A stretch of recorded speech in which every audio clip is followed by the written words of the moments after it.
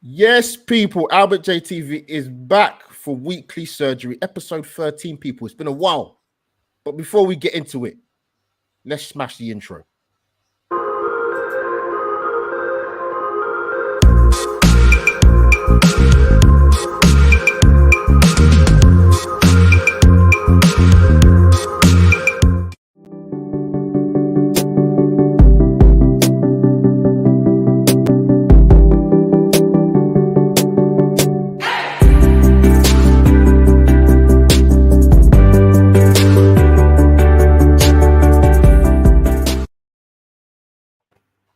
And there you have it, people. Surround intro into episode 13 of Weekly Surgery.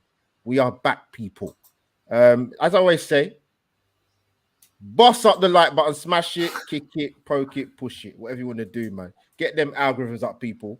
Audio listeners, you will not be neglected. So this will go on my Spotify and Anchor so you can hear my dulcet Southeast London tones, people. But yeah, as you can see along the bottom of the screen, people, my amazing guest panel.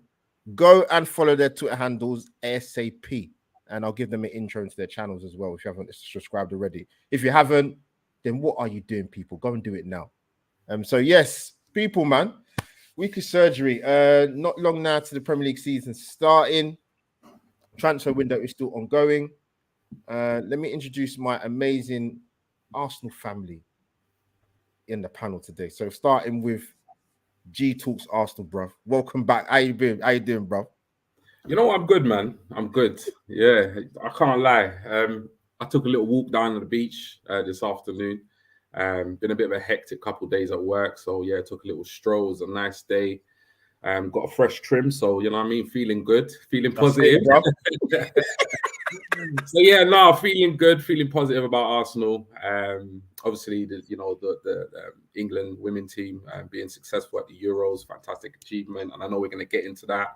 But yeah, no, really good, man. Glad to be here. It's been a while since I've been on, and I've been waiting for the invite again. I knew it was coming at some stage, but I thought I'd be patient before I asked. But yeah, no, all good this end.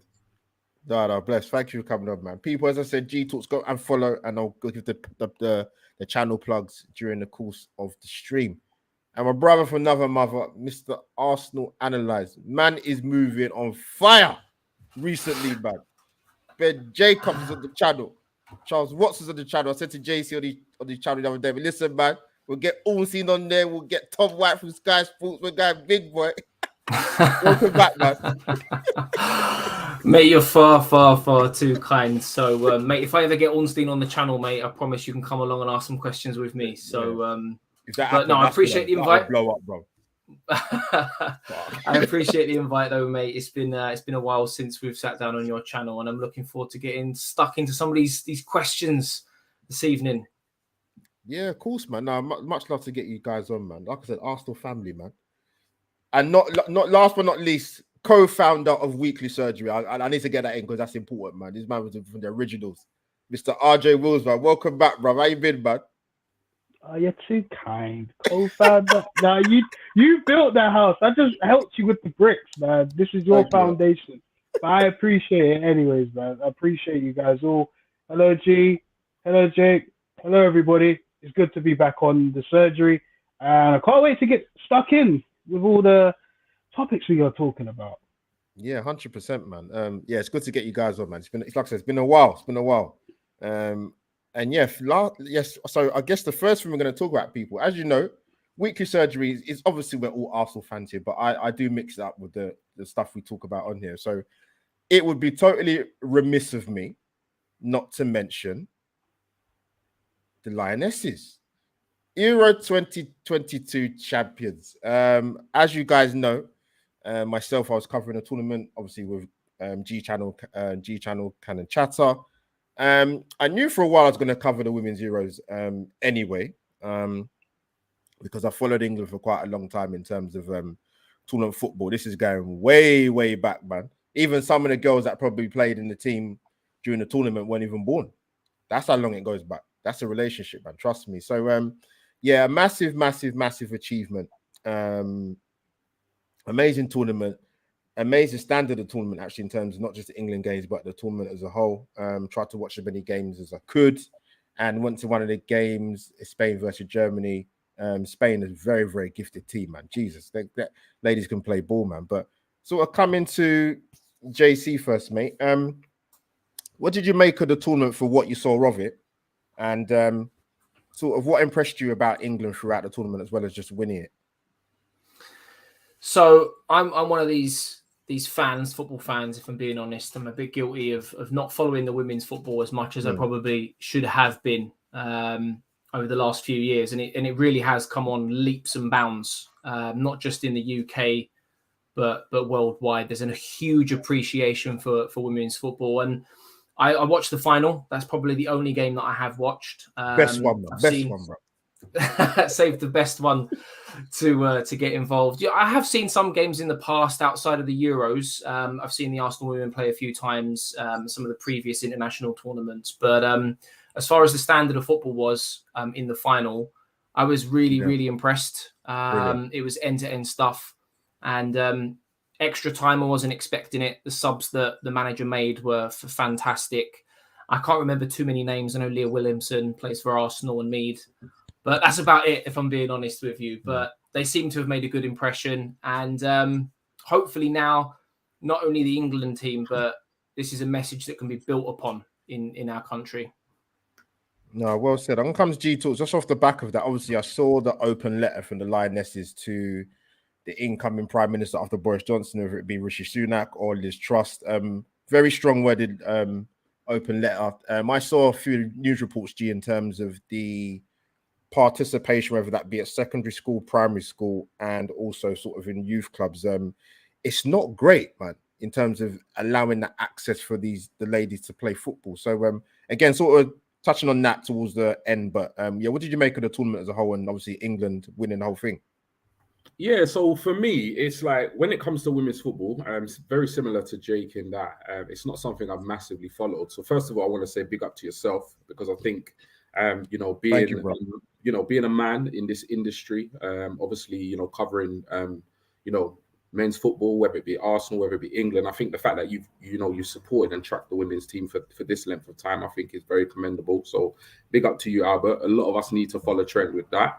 But the tournament aside from that, like the tournament itself, I didn't watch the games during the group stages, if I'm completely honest, but I followed the results. And from what I'd kind of seen in terms of the score lines and stuff, it seemed pretty plain sailing. I know there was a couple of big wins in there against some of the couple of the other teams. The first game I actually watched was England versus Spain. And I think one of the reasons why I watched that is because I'd heard so much about the phenomenal quality of particularly the Spanish women's team. I was very impressed with the level of football. Now, the last time I probably watched an international women's game, I don't know how many years ago it was. Yeah. In terms of the jump up in quality of what I saw years ago to what I witnessed in the game between England and Spain, I was actually blown away. Yeah, I really was. I was massively impressed. And one of the reasons why I was really interested in that game was because of the quality of the opposition. I think England were pretty much seen as favourites with a couple of the other teams that they played in the group stages. And I wanted to really see what the Lionesses were about, particularly when they play in Spain. And obviously they got through with an extra time winner, etc., etc. The game against Sweden, some of the goals in that game were absolutely phenomenal. Honestly, some of the finishing. Leslie Rufus, you called Leslie. Was just out of this world. Again, I was really impressed by the quality. And obviously coming to the final, I was a bit worried for the Lionesses, if I'm completely honest. And the reason why that was is because they were coming up against a juggernaut. Because obviously, as I was following the results, you start to read and pick up on certain things on the timeline and certain articles that you're reading. And I know Germany, I learned that Germany were 9-time winners of the Euro. Never lost the final. Yeah. So I was thinking to myself, wow, if you're gonna win a major international tournament, boy, it's gonna be tough, because Germany are quite clearly a really strong side in the women's format of the game. So I was worried about that. Obviously, the opposition. I was worried about the pressure of them going into this game, having never won a major, tournament at that level. But also not just the football side of it, but also like the kind of political side of it. It really felt like they were carrying the weight of a nation, the weight of, all the political stuff in terms of gender inequality. And I felt like this was massive pressure, like massive pressure. I felt like it was a massive achievement, them getting to the final anyway. But I really wanted them to go on and win it, to really kind of stamp home, that message, and it wouldn't necessarily have felt like a failure had they lost, but it would have just been the icing on the cake had they won. And I think going into that game, having taken the lead and conceding a goal at a real crucial time in the game, I think it was around between like the 60th and 70th minute it was. Yeah. I started to feel like, because I was watching it with the family, and I started to feel like at that point, oh, here we go, age-old enemy, Germany. This is either going to make this team or break this team. And to be honest, they grew into the game, and they went on to win the game, and I was massively impressed. So I think all the plaudits that these players are getting, based on the fact that they've won this competition, I think are fully deserved. Whether you're looking at this from a football aspect or from a society or cultural aspect, I think is absolutely huge. I think it's a massive, massive achievement. In terms of the, what's kind of come out in terms of the government making a statement, you know what, I'm going to be skeptical in terms of that, because the government, they like to talk, and they very rarely actually follow through with, the promises that they make. And that's just in general politics. There was a time when I was really invested in politics. I've got a degree in politics, but for me, I kind of lost faith in politicians and politics in particular, because they talk a good game, but they very rarely walk the walk. I really hope they do and follow through with their promises, because I think it's embarrassing that, we live in a society where, young girls can go to school and can't even access, football. Yeah, I think that's the problem. I think that in itself just tells you where the problem lies. So it's an amazing achievement. Hats off to the women who obviously performed and won the competition. But I just really hope that it's not just the fact that it's going to be trending for the next week. I hope that real change actually comes about culturally, throughout society. And let this, as the statement said, let this be the beginning of something special. No, well said, G. Brilliant. No, RJ, before I come to you, no, it's important, man. I think, listen, I've grown up watching. I always say to people, listen, I as much as I love football and Arsenal and whatever, I love sport generally. I'm a massive sports fan. I've seen some unbelievable achievements in team sports and individual sports, as highlighted with Emma Raducanu in tennis. She's done something that nobody else has ever done in the men and the women's game.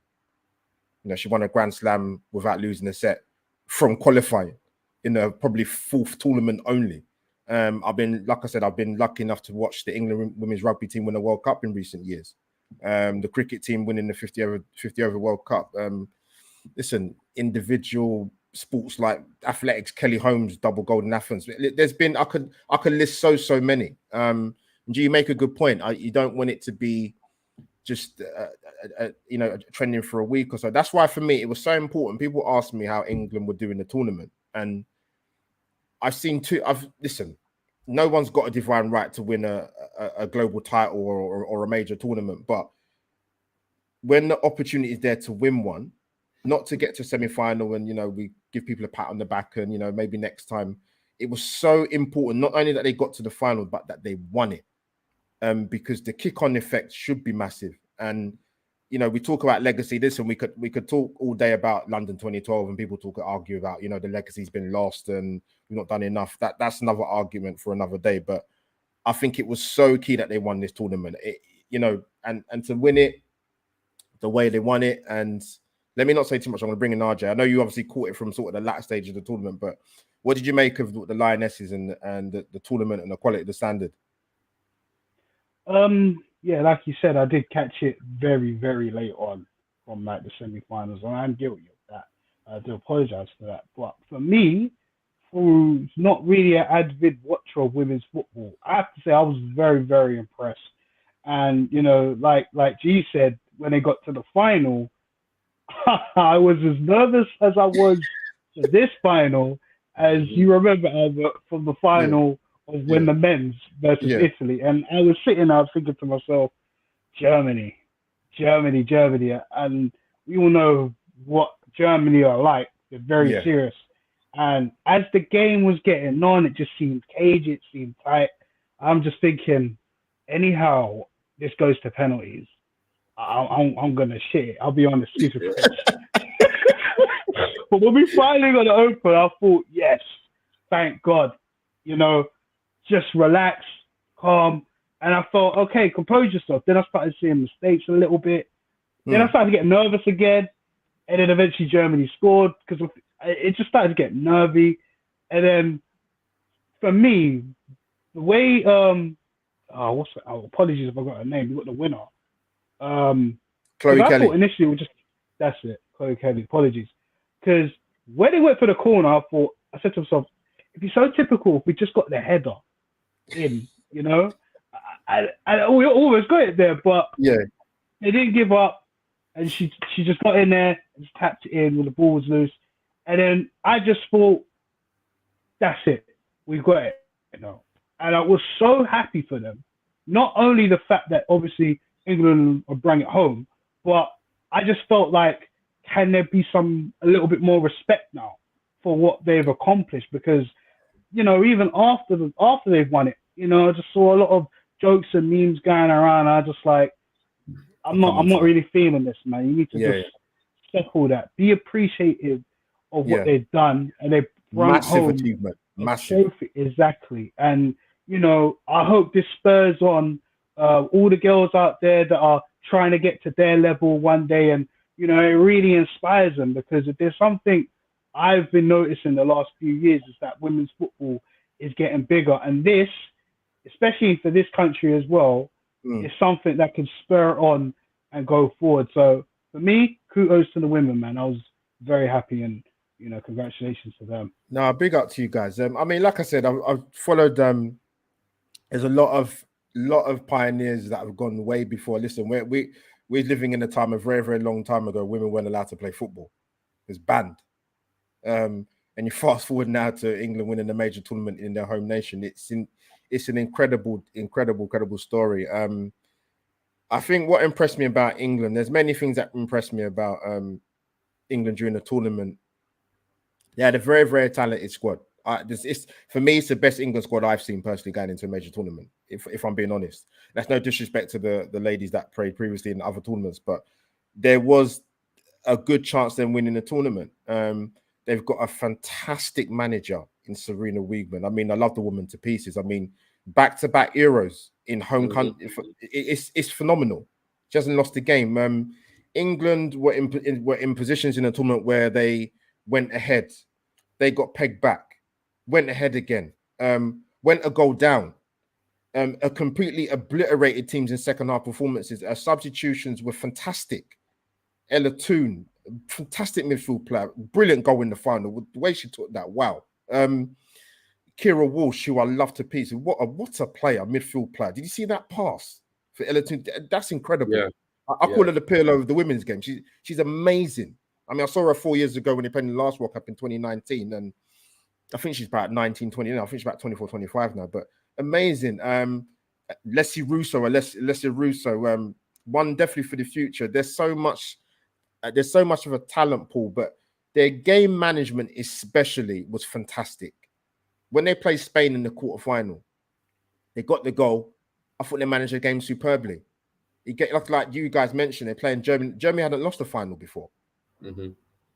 They're very, very good side of Germans. Even when, you know, England went 1-0 up and Germany was still very dominant in certain areas of the pitch. And I thought as the game got stretched, I actually thought it helped England, because for me, during periods of the game, they got the ball, but they overturned it way too easily. They should have been much better in possession. But I thought in extra time, both teams were getting really, really tired. So I thought that, for me, worked in England's favour a little bit for them to make the ball stick a bit more. But an unbelievable achievement. And I must say this before we move on to talk about Arsenal stuff. So let me go to chat quickly. Doug, my guys in the chat, my Liverpool fan, my guy, congratulations on the marriage, my friend, man. Much love, man. Yeah, no worries. Ray's in the chat as well. Big up to you, Ray, man. Ray, getting you on soon, mate. Don't worry. But one thing I want to say, I'm probably going to get you guys' opinions on it quickly. And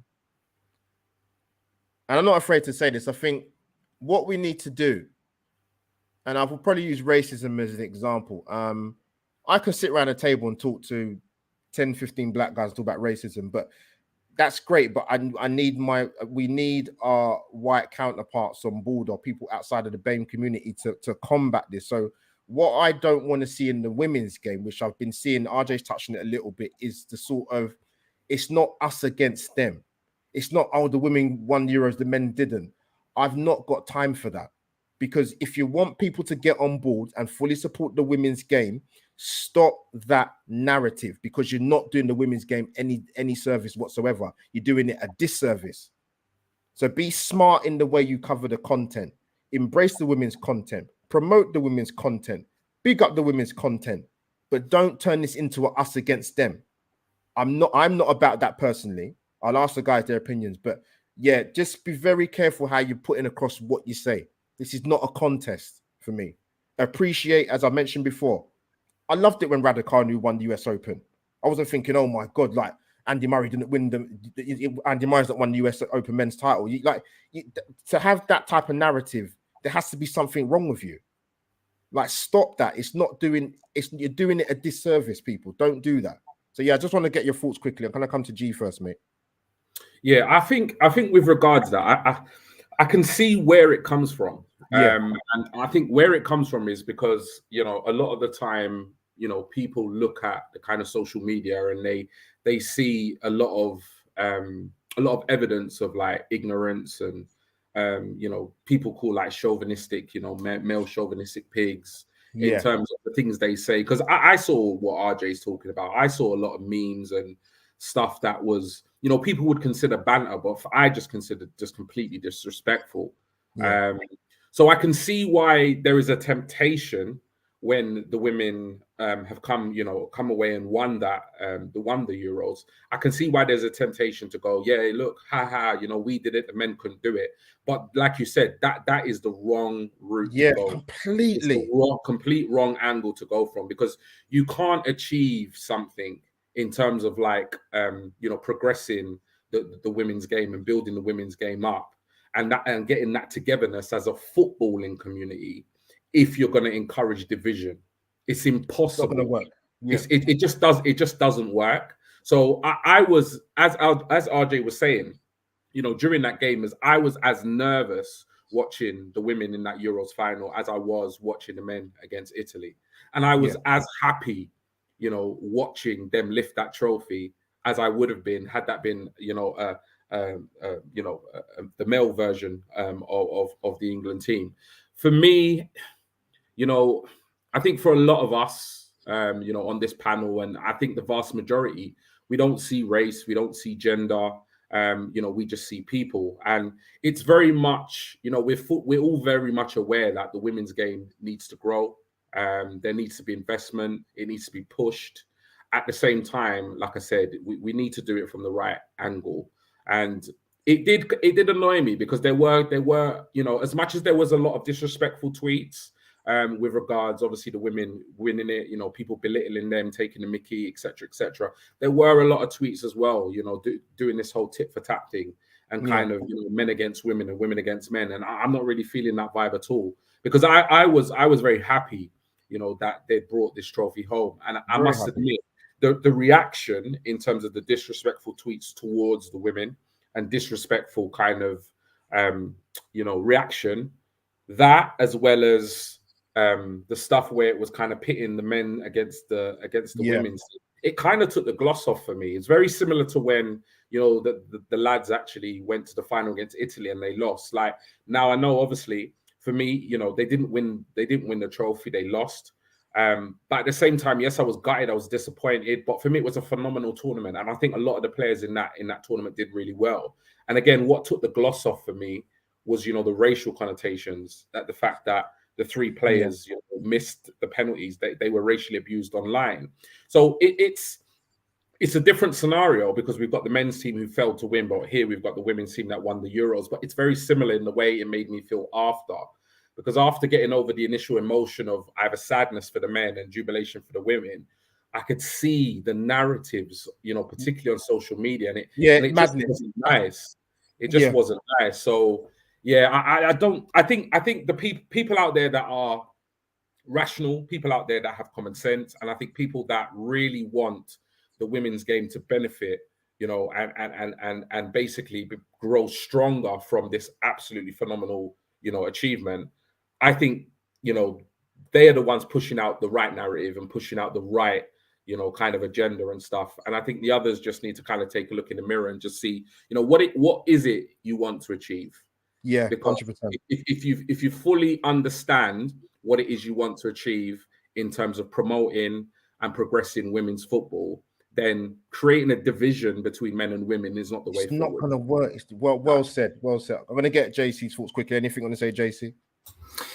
Yeah, just very quickly. I think for me, like G said, you know, I think everyone on social media will have seen at least something disrespectful or negative towards the women's game after the final.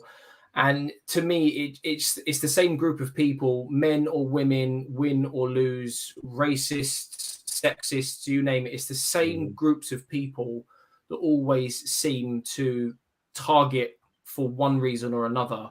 And it's horrible. And I see a report, I think it was either today or yesterday on Sky Sports, highlighting the amount of abuse that certain football players have received on Twitter. Yeah. And I know it's not the same category, but it's the same thing. It's trolls. It something needs to happen, and you only have to look at.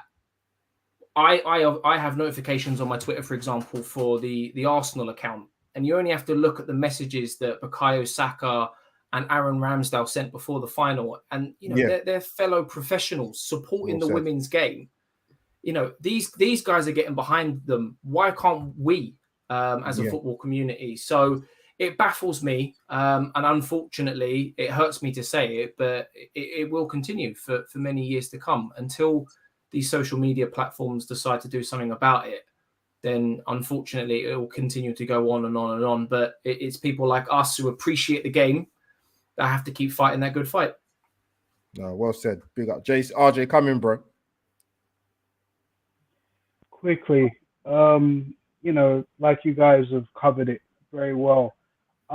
It's annoying because it's like I said earlier, you know, the last couple of years, women's football has really started to come up. And, you know, like I said, when the Lionesses won the Euros, I thought, okay, this is some respect now from a lot of these idiots that were out here not really giving them a chance in terms of our women's football. Just the chauvinistic, sexist pigs out there that just, you know, don't really see what's going on.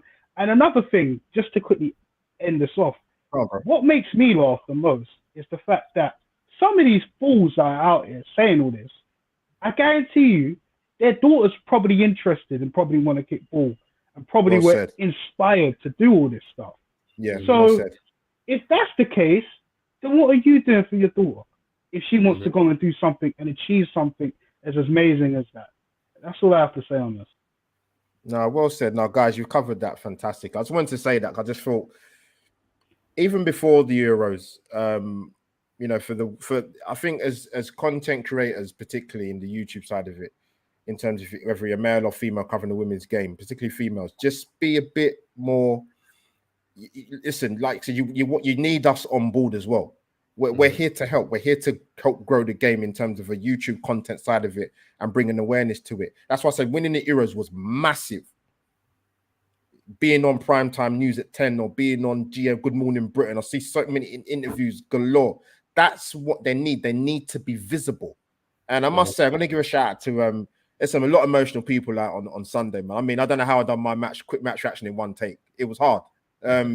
Georgina's in the chat. Holly, there's in tears, man. I know there was. No, I get it. I get it. It's important. It was some great chats with those two ladies in particular, man. So I know how important it was. Even Keith talked about it. So he welled up and felt emotional. I did. Like I said, I followed it a long time. If anyone else said to me 20 years ago, you'll see England women win a major tournament at Wembley, in a home tournament, you probably would never have thought it. But it happened. It can happen. It has happened. So big up to you guys on the panel.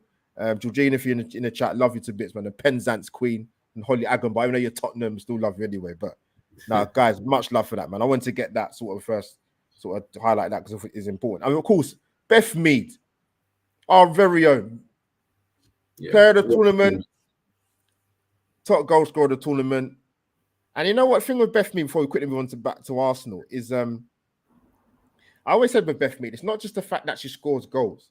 She got 5 assists, man. Yeah, top assist as well. Yeah. And she would have got more if they'd have scored the chances that they had in other games. So Beth Mead, she's catapulted from being obviously a top player to me, just absolutely. She wasn't already 100% world class, man. And big up to the England ladies who made the team in the tournament. There was 4. Mary Earps in goal, brilliant. Leah Williamson, the Maldini with football. Beth Mead, and obviously my love in the midfield, Kira Walsh.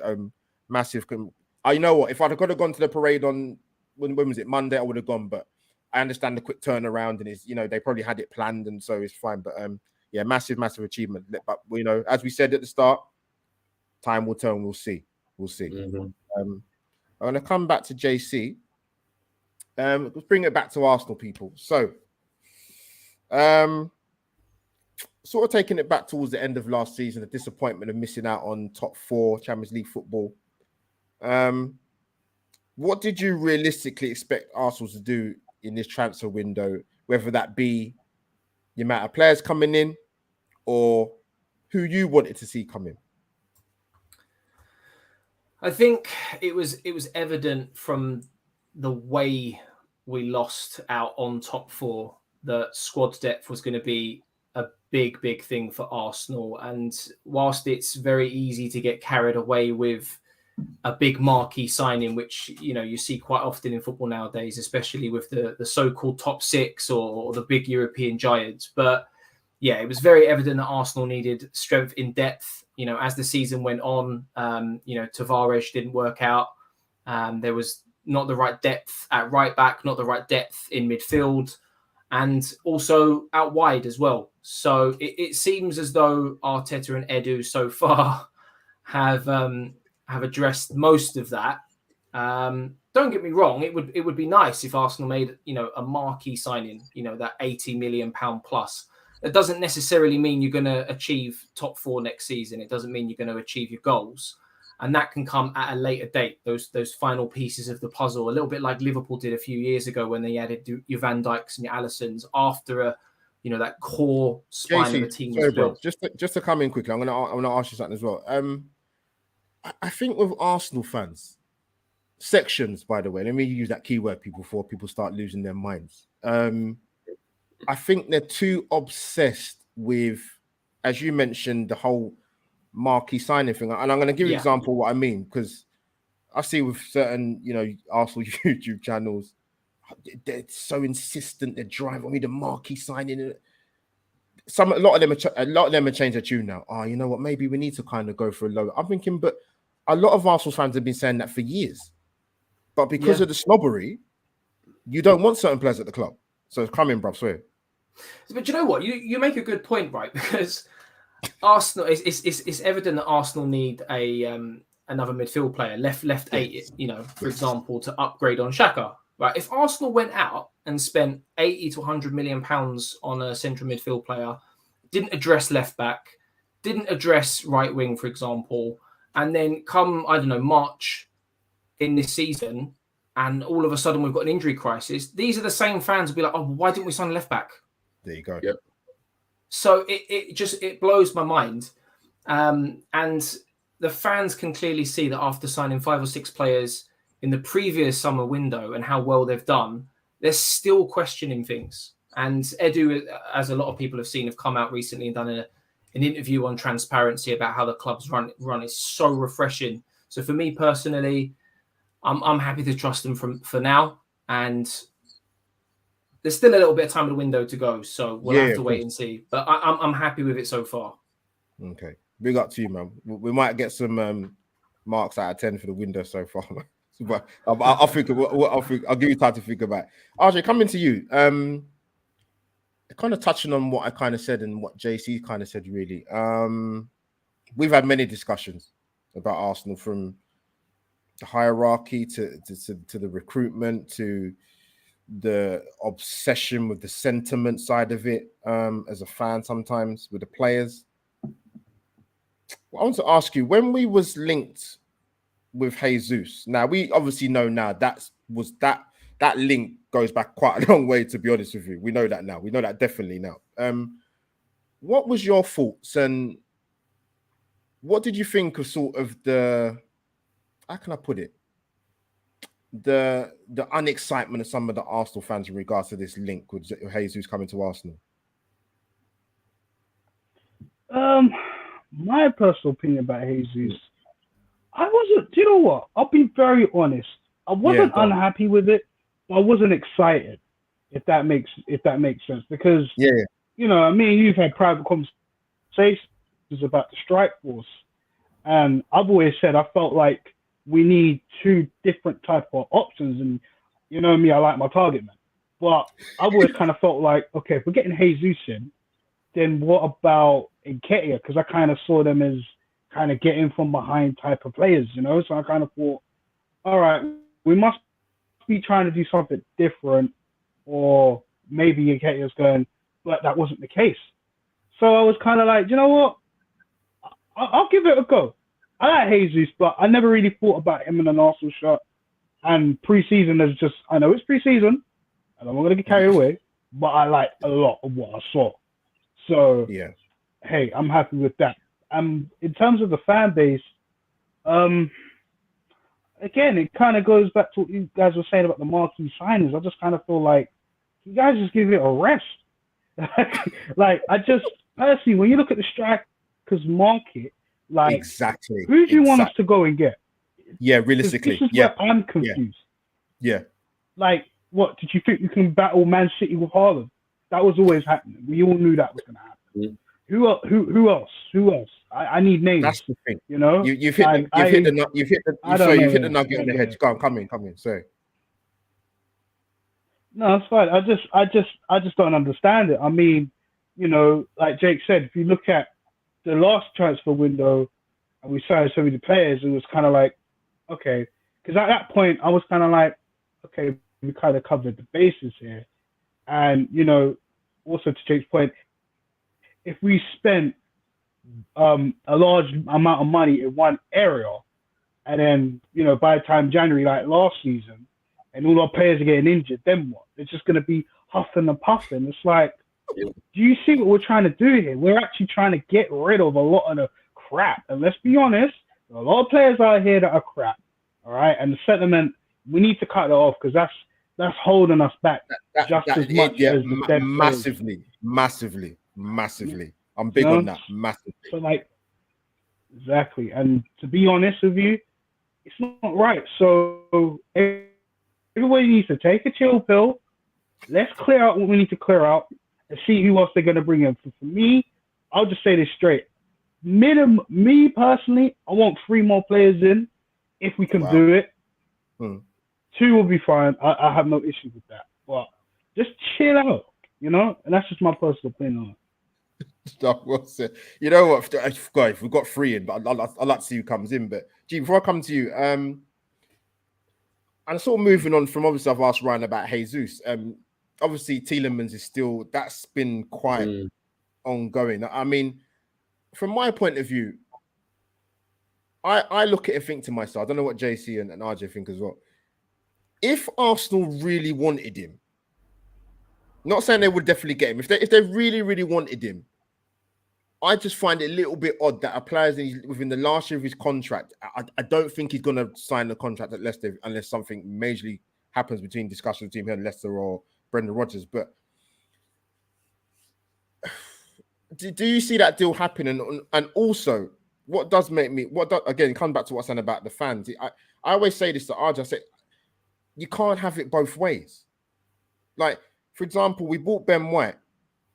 Oh, no, we bought the wrong Brighton defender. Are you serious? What, you're trying to tell me as an Arsenal fan, when there was a good people that I know, I like Lewis Dunk. I've got no issue with Lewis Dunk at Brighton for the last 2, 3, 4 years. The minute his name got mentioned, no chance. Nah, man, he's not good enough, man. We don't need Lewis Dunk or Duffy or none of them, man. We don't need any of them. Now we have Ben White, right? We got the wrong defender. You wanted Dan Burn. If any Arsenal fan is going to be brutally honest with us three or people in the chat, you telling me you wanted Dan Burn at Arsenal, you're lying. You're absolutely lying through your teeth. So what is it, bro? Like, even I see stuff in the Tielemans stuff, right? The Tielemans links. I watch certain podcasts. I always say, as much as we have channels, right? I'm a viewer. Yeah. I'm in the chat. I see what people are saying. The disrespect I see this guy get is mad to me. It's madness. It's utter madness. The thing is, and the ironic thing is, G, right? I always say this. I don't think, it's in my own honest opinion, not speaking for anybody else, I don't think a lot of Arsenal fans watch football outside of watching Arsenal. Yeah. Yeah. So if you go and watch a Premier League game where Leicester's playing and Tielemans is ripping it up for the next 3 or 4 months, oh my God, I love him at Arsenal. I love him at the red carpet. No. You go and watch YouTube channels. Defensively, he's rubbish. We got Xhaka. I'm thinking, are you man all right? We ain't had Champions League football for 6 years.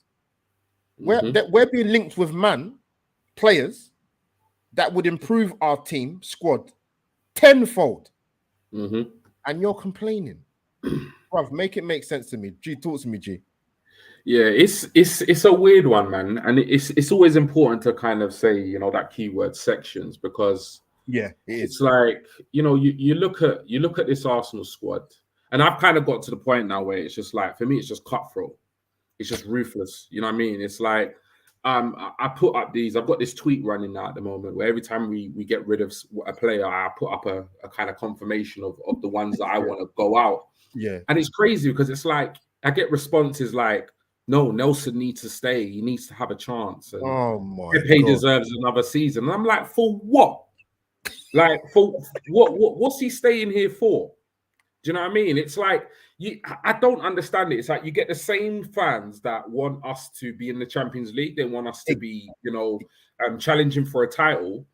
If you're going to be challenging for a title or Champions League, you're not going to have Reece Nelson on the right or the left-hand side of your front three.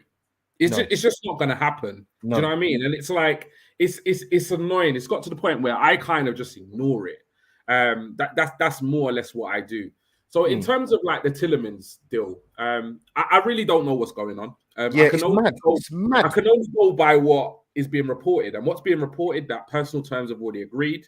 He basically wants to be at Arsenal, but Arsenal are basically waiting for the window to wind down so they can get him on the cheap, because Leicester will be in a position where they're forced to basically accept 25, 30 million at the end of the window, which theoretically makes a lot of sense.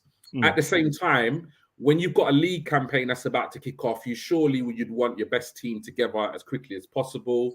And there is always an outside chance that a team could come in and compete for his signature. So it's a tricky one. If you're going to ask me, will it go through? I think it will. I think at the moment, if you look at this last week, we've seen 4 players over the last kind of maybe 4 or 5 days. 4 players leave Arsenal, whether that be on loan or permanent moves. And there are more going to go. I think there's going to be a significant number of players moved on between now and the end of the window. And it's important to note that, yes, we have done some good, fantastic early business, but we also have a massively inflated squad. Yeah. So we do need to move on a significant amount of players, either be it on loan or permanent, for us to bring in a couple of players. So I think the Tielemans deal will get done. I don't know why people were against the signing of Jesus, players like I've got no idea. Yeah. I've watched Lacazette up front last season. So I'm not sure why. I heard crazy people. I heard crazy narratives like give him a year, give him another year. Lacazette's not in the team to score goals, and I'm like, okay, so what's he there for then? to play DM? Come on, man. Do you know what I'm saying? It's ridiculous. It's like, I just feel like Arsenal fans just always want either an argument or something to moan about. Do you know what I mean? So yeah, it's nuts. If it was up to me between now and the end of the window, there's quite a few players I'd still sell. I'd move on Torreira, I'd move on Bellerin, I'd move on, what's his name? Oh gosh, there's so many. Pepe. There's Mari, Nelson. Mari There's looks like so many that I would think he move looks like on. he's going. Mari looks like Yeah, that's. there's so many I'd move on. And for me, I'm with RJ. I don't think we're gonna get 3, but I want 3. I want a left centre mid to play in that number 8 role. I want a forward player or a winger that can play across the front 3 or give us another dimension up top. And I want a left centre back. Mari's going. Holding for me. Saliba, Gabriel, and Ben White are levels above Holding in terms of overall play. He's a good defender, but he suits a Burnley or a Stoke. 11 men behind the ball, you know, trying to eke out a 0-0 or 1-0 win. He doesn't suit the way we play. So for me, I would preferably, obviously, get Mari out of there. I might keep Holding for this season, but I would target definitely a left centre back. So I want 3 players to come in between now and the end of the window, but I'm starting to feel like that it probably will be just the one, and I think that will be in centre mid. No, good. No, great stuff, man. Great stuff. Jason, we'll come to you quickly. Obviously done a great scouting report on Jesus. So if anybody didn't see that and you have any doubts about Jesus, if you don't believe Jake or Arsenal analyze, then Watch go. it. Then I don't know. Go watch YouTube clips. I don't know, but I mean, yeah, JC, like who's the players gonna? I'm going to talk about that. Yeah, I was going to say. So I know RJ's mentioned about probably 3 more players coming in. He would like 3 more players coming in. Sorry, and probably G agrees with that as well. If there was one area, say if only one signing was coming in, for example, in the next few weeks or whatever, what area of the pitch for you that do you want Arsenal to strengthen? I'd say it has to be that left 8, centre mid, however you want to wrap it up. I do agree with G. I think that we still need a wide forward who can play across the front 3 and a left-sided centre-back. But when you look at the squad and where we're most desperate and where it potentially most hurt us last season, where it hasn't been addressed yet, is central midfield. When we lost Thomas Partey towards the back end of last season and we were playing 1 week with Xhaka at left-back and Sambi in there on his own, and then it was Sambi and Xhaka, and then it was Xhaka and El Neni and stuff.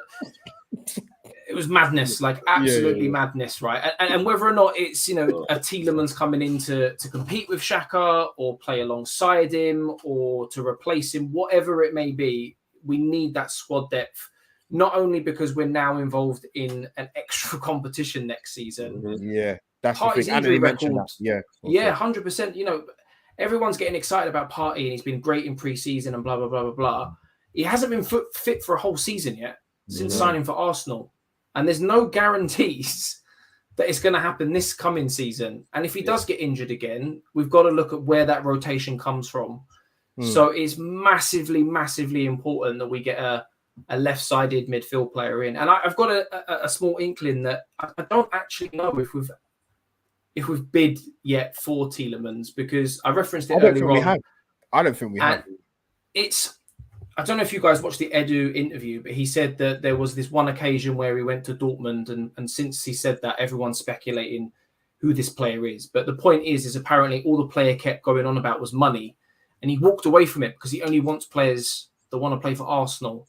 Tielemans is reportedly an Arsenal fan in love with the club at a cut price with a year left on his contract. Like, what more do you need? So. Yeah.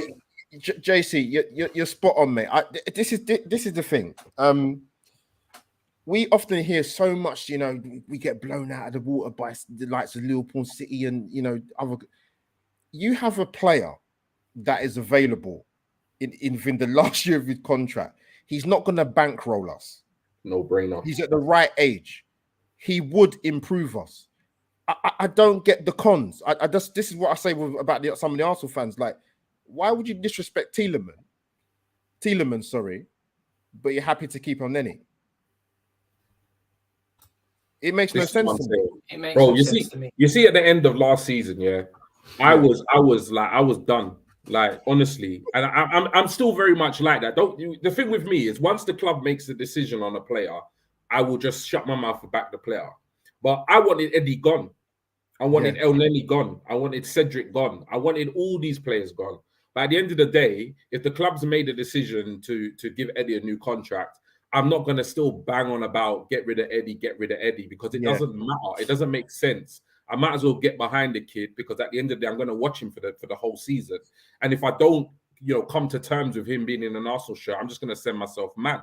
So, but for someone like Eddie, who I will say has impressed me in pre-season, that caliber of player, I wanted to go at the back end of last season. And I keep saying to people, in the past, I've had so many Twitter debates, YouTube conversations, etc. And I keep saying, if you want to be a top 6 side or top 4 or challenge for the title, you have to compare the players you have in your first 11 with those that are challenging for the title. So while you're happy to keep the likes of El Neni because he's a good character, while you're happy to keep the likes of Pepe and Nelson because they deserve another chance, those players are not even getting on the bench for those teams that are challenging for the title. So you have to decide what you want. I want my team to be in the Champions League, and I want my team to be challenging for the title. And I can clearly see with my own eyes from watching Arsenal week in, week out, certain players are not going to be good enough to get us there. Yeah. So if you're happy to see the likes of Reece Nelson and El Nene in the Arsenal squad, that's fine. But don't get annoyed when we struggle to finish top 6. Well said. Well said. That's the simple, because if you're wanting those players, but are then getting annoyed and calling for Arteta's head when we finish out the top 6, then you need to get your mind tested, because the two don't marry up. To add to that, RJ will know what I'm talking about. Where did I see it again? And I said to you, someone was talking about El Neni, and they said, "Oh, it's like getting a new signing." And I watched that, and I said to myself, "What's going on here? What's happening?" Listen. Like, I don't get it. I don't get it. So sometimes when people say that some Arsenal fans deserve it, 100%, I kind of get it. I do get it. I honestly do get it. I don't understand what's going on. But guys, big up to the people in the chat on this Wednesday night. Even I forgot the days, man. Smash the like button, like I said, and obviously follow my esteemed guests on their Twitter handles in the box in the screen, and also they have YouTube channels, which I'll give them a plug at some point. Bit of a gear change, and this kind of came to me sort of today. I don't know why it did. It just did. RJ, I'm going to come to you first.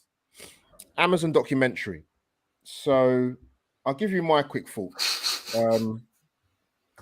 When I first heard about it, I mean, people have this thing about being in the know, and people know this, know that. I'm in a couple of good Arsenal group chats, right? I get told things which do come to fruition, but I'm not one of them people that go around telling everybody and go and share it on Twitter, because I don't get no clout out of doing that. There's no point in me doing it. Why would I do it? Like, there were murmurs about this documentary. That was I'm not going to say that. Oh yeah, I definitely knew it was going to happen, because I didn't. But people who followed Arsenal probably before I was even born, probably, to be honest, said, "No, look, there's rumors this could be happening." My first thoughts, I'll be honest, was, will I watch it? Not really sure, to be honest with you. That was my first thought. There's still some people like that now. They don't really care. There's some people, oh yeah, it's gonna be good. But sometimes I think it's timing. If it depends how Arsenal are doing at that precise moment, whether it be in the league position, the recruitment, who's in or out. But I just want to sort of get you guys' thoughts about it, really, because it's obviously, I think tomorrow's gonna be screened, is it? The first episode. Yeah. RJ, coming to you. What was sort of your first thoughts when you heard about it? And is there any pros and cons of it? Boy. My first thought about it. How can I? It's going to be a little bit split. At first, I was a bit like, I don't even want to see this, because I'm dreading to see what type of foolishness is going on. And of course, my emotion at that point was what was going on in the pitch and behind the scenes and all that stuff. Do you know what I mean? And then I started to think, and it even adds to my point more now as I've seen more trailers come out. And I kind of said to myself, no, do you know what? Let me see what's going on. Because I know a lot of people, me also included, will probably want to see a little bit more of the whole Arteta, Aubameyang situation and what led to his exit, and, Eddie Nketiah or Lacazette, all the stuff, And maybe get an in-depth inside view of Mikel Arteta as a manager rather than, what we see on the pitch as well. So if I'm honest with you now, I'm more interested now as, as the window's gone on and how the season, even though it ended up disappointing, but to where we were when we, in the first, 2-3 games where we were, up to where we finished, it's going to be very intriguing, So, I'm actually kind of looking forward to it now. So if you've got the popcorn ready to watch it, then I've got the popcorn. You best believe I got something. I got snacks. I got deliveries. I got drinks. Yo, we got it all. We're ready. Home cinema. No, well said. It just popped up to me today. I thought, let me ask the guys generally, because I know how I thought when I first heard about it. Have I changed a little bit more now? Probably, obviously, like RJ mentioned about the clips being shown, the sort of the trailer clips. But yeah, coming to JC, yeah, same question, man. Like, what's your thoughts? And also as well, you know what I think, right? Now, obviously, there's a lot of the Arsenal fans that how can I put this, JC? That like Mikel Arteta a lot. That's a different way I can put it. I think I've not even seen it, but I know what's gonna kind of happen. I think it's gonna for the ones that already like him and are in love with him and he can't do no wrong. I just think it's going to emphasize that. Yeah, 100%. And vice versa. Yeah, well, you would, probably. So what's your sort of thoughts in the beginning when you heard about it, and how you feeling about it coming up soon? And what's your thoughts? Yeah, initially, to be fair, I was really excited. I watch a lot of sporting documentaries, and I've seen some of the other ones, barring the Spurs one, and just being the way I'm wired with liking my in-depth analysis and getting under the skin of things, I was really excited. And then we went to Scotland in pre-season, lost our first 3 games of the season, and I was like, oh my god, gonna get absolutely ridiculed. But yeah, as the season went on, things changed. I started to get a little bit more behind it again. I am going to watch it. I am looking forward to it. I've seen some of the trailers of the team talks, the one with Arteta referencing his heart before the Norwich game. I seen one earlier with Stuart McFarlane, the photographer. For the Spurs game and stuff like that. That was a good watch. I did enjoy it. It was. I hope I haven't wasted all the good clips on social media. So. But I am looking forward to it, and I think, and I'm kind of hoping that it will show the human side, because we don't get to see that with these players. We see the abuse that they get on social media, or the praise that they get, or the criticisms they get from pundits, but we don't actually really ever get to see what they do realistically. It's all cherry picked. When we see training pictures and videos, it's cherry picked. When we see highlights, it's cherry picked. So this is probably in that sort of same bracket, but a little bit more detailed. So I am looking forward to it. No, great stuff, man. Coming to you, bro. What's your thoughts? You know what? It's been a bit of a roller coaster in terms of like the Amazon documentary that's coming out. I think I'm going to watch it, definitely. I've cleared my work schedule tomorrow to watch the first 3 episodes.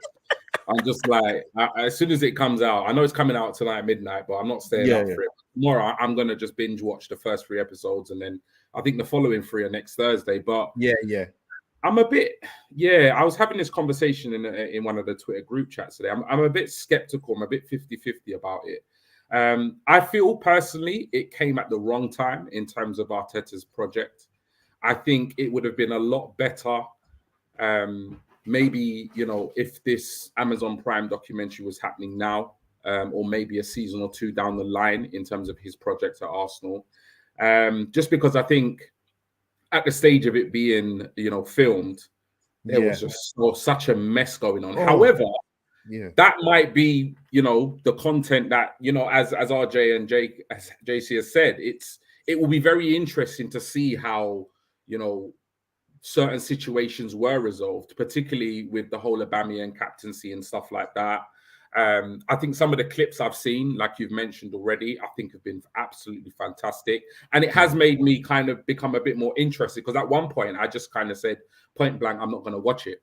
I just think I don't see the point. So I'm a bit 50-50. I'm definitely going to watch it. I do think it came a couple of years too early. But also, I think the timing of the release for me is a bit odd. We're starting a new Premier League campaign on Friday, but we're reflecting on last season on Thursday. And then it's going to be ongoing, once the new... Like for me, we've had all summer, of transfer window where we could have been reflecting on last season and digesting this content. So for me, I'm sure they have their reasons, but for me, I would have released it a couple of weeks ago, when there was a period of time for all Arsenal fans when there was not much else to talk about on Twitter other than I rate Xhaka and I don't rate Xhaka. Do you know what I mean? So that would have been a perfect time to release this documentary and give us something to really kind of get our teeth into. So I think the timing's a bit weird. What I will say in terms of another con, it sounds like I'm not in favor of this, is that I think if we start this season poorly and we have a poor run of results, this is going to be absolute ammunition for rival fans to meme and troll the hell out of our club. Because, and people might say, oh, that doesn't matter, it's rivals, it's banner. No, it does matter. It actually does matter. Now, if we go into this league season, God forbid, and we do really, really poorly, all those clips about these inspirational team talks and so forth, it's just that we're gonna be absolutely I'm deactivating. It's gonna be the toilet, mate. 100%, mate. Do you know what I mean? And I do think I do think what Jake said in terms of and what you said, Albert, in terms of reinforcing narratives. What's going to happen is, the likes of us are going to watch this documentary and we're going to enjoy it and we're going to take it in, we're going to analyze it and we're going to see it for what it is. Others are just going to say, see, this is why Arteta's my guy. And then other people are going to say, look, this is why Arteta was only Pep's cone guy. They're just going to use it as ammo to back up their narrative. It's true. It's true. What I mean? So the whole message of this documentary with our fan base is going to get completely lost.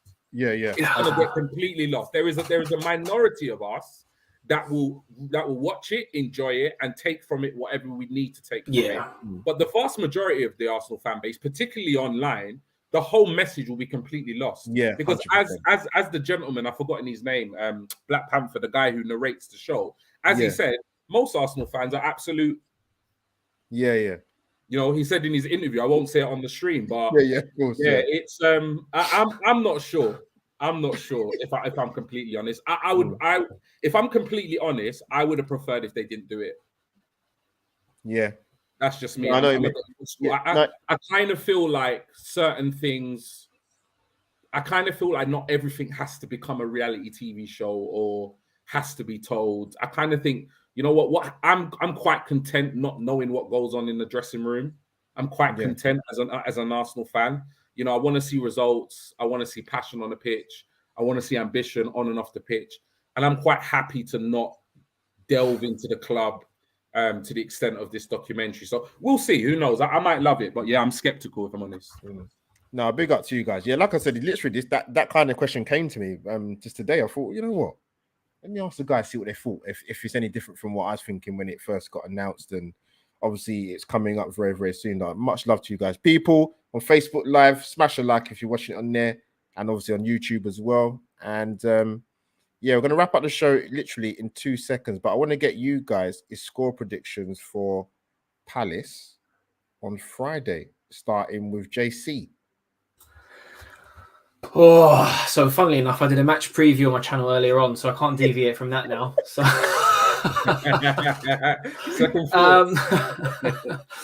But I broke it down into two categories: my head and my heart, because they're always telling me different things. And let's be honest, first game of the season away, Selhurst Park. I would have rathered a different fixture, to be honest with you. Patrick Vieira, he's got those boys organised. My head was telling me 2-2. My heart was saying 3-1 win to Arsenal. But Yeah, we'll have to wait and see. I was crunching the numbers. You know me, I like to crunch my numbers and stuff like that. But then you have to take preseason with a pinch of salt as well. So it's difficult. I've seen a lot of Arsenal fans going for a 2-0 Arsenal win. So, but yeah, that's me, head and heart. Okay, cool, man. No worries, man. I'll let you off. G, coming to you, bruv. You know what? Yeah, I'm usually quite skeptical, but at the same time, I've got to back the boys because I think we've had the best preseason we could have imagined, personally. Yeah. And I think a lot of that is to do with the early business we've done, the form of the team. We look absolutely phenomenal, albeit with preseason, we do look good. And I've been very impressed with us all across the pitch. So I think we're going to win this game. It's not going to be as comfortable as a lot of people think. Because as JC said, you know, Crystal Palace are no pushovers. It's one of the hardest places to go in the Premier League. Nobody wants that as an opening fixture of this Premier League season, particularly with the fact that you got, you know, Patrick there, you know, getting them guys well drilled, well up for this match. So I'm going to go for an Arsenal win, but I think we'll nick it 2-1. Oh, see. I'm going to go next and I'll bring RJ to finish up. Well, I was on JC channel, so I'm not going to deviate away from that. I said Arsenal get a draw. So I'm gonna go for 1-1.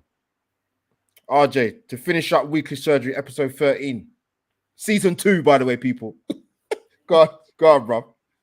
What you saying? You can catch us on Amazon Prime right after All or Nothing. No, in my honest opinion, this is a tough match. Crystal Palace is always a tough. It's always a tough. Our record is awful. It's not great. No, it's not great. I think like in our last 5, we only won there once. I'm honest. That was Roy Hodgson's retirement. That's terrible. Well, his first retirement. Sorry. Yeah. For me, I just gotta be straight. I think we're gonna draw. Okay. I think it's just gonna be 2-2. So I can give everyone. Yeah, we're gonna win. We're gonna set. No, like that. Yeah. Like that. I know Palace too well, and we know Vieira. Yeah. We know how they are, especially when it gets Arsenal as well. You know Zaha's going to be ready. If Eze's fit, you know what's going to be happening. I'm glad Eze's back, bro. I like Eze. Those are the 2 players I mentioned in my preview, Eze and Zaha. They just love it. They love it. Yeah, exactly. I'm glad Michael Elise's injured. Right now, I'm telling you right now, the way this Arsenal fan base is and the way we're on such a high at the moment, we get nothing but 3 points in that match. Arteta Rat will be trending. Yeah, 100%. It's just a way for us to absolutely smash preseason and then lose like 2-3-0 on Friday. Madness. If we lose that game, I'm literally logging off for like days. I'm not even gonna go on Twitter. I'm not even gonna bother, bro. I'm not even gonna bother. No. Big up to you guys, man. Great to come back and do Weekly Surgery. It's been a long time, man. Absolutely. So yeah, I want to plug you guys' channels, man. You deserve it, man. RJ, where can the people find you, my friend? Well, first of all, thank you for inviting me back on to Weekly Surgery, Albert. As always, appreciate it. JC, it's great to link up with you brothers once again. Guys, if you want to catch me, of course, my channel's under construction at the moment, but you can hit me up on Twitter at RJ Wills. Very honest, very straight shoot, and if you don't like what I say, tough luck. Basically, tough. You know, it's tough. No, well said, man. Yeah, much love, bro. Listen, new season, more collabs to come, man. Don't worry about that, man. JC, coming to you, bro. Listen, man, you've been doing some mad movements recently, man. I'm proud of you, man. Keep doing it. Keep your finger on the pulse, bro. We're gonna listen, man. We're gonna try and get Fabrizio on there, man. Listen. We're gonna have a conversation during the week, right? We're gonna have a hit list. We'll have a hit list, mate. We'll go worldwide, mate. We'll go worldwide. You know my hit list personally, you guys know. But listen, it might take a bit of time to get this particular person on. But if I got him on, it'd be fantastic. But yeah, JC, go on, bro.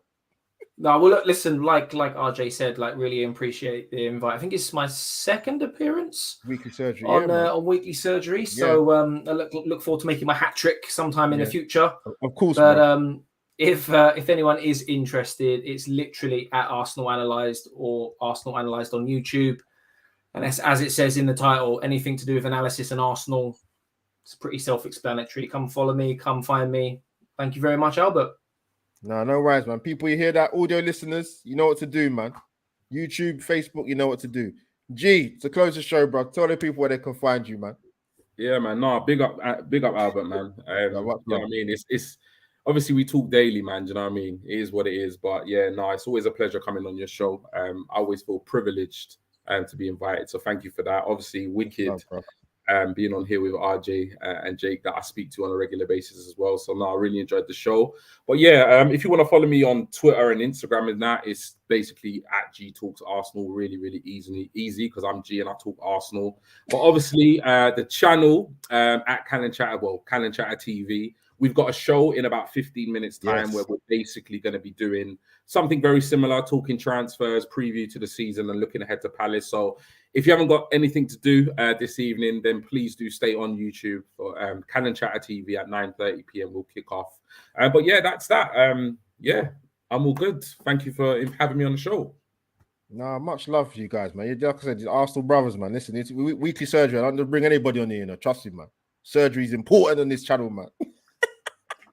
But people, as you know, your host Albert JTV is back. I was not away for a little bit, but I was covering the Women's Euros, obviously on G's channel as a joint broadcast. But no, thoroughly enjoyed it. Really, really liked it. Knew it's coming for a while, so for England to go and win it was just the ice on the cake, man. Honestly, it's fantastic. But yeah, Albert JTV at AUMO57. Listen, there'll be more live stories coming this season. There'll be more collabs on other people's channels.